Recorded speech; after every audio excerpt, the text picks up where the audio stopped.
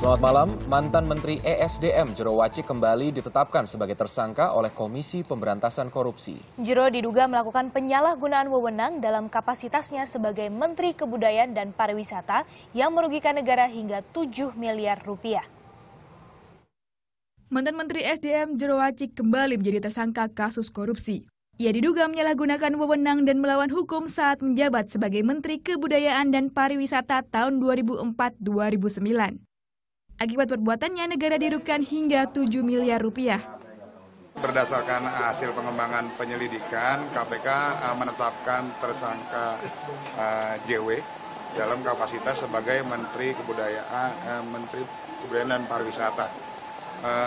Kepada yang bersangkutan disangkakan melanggar pasal 2 ayat 1 dan pasal 3 Undang-Undang Tipikor. KPK belum menjadwalkan pemeriksaan Jero Wacik sebagai tersangka pada kasus Kemenbudpar.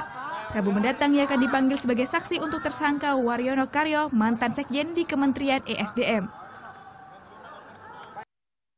Sebelumnya, Jero Wacik juga ditetapkan KPK sebagai tersangka kasus pemerasan saat menjabat sebagai Menteri ESDM periode 2011-2014.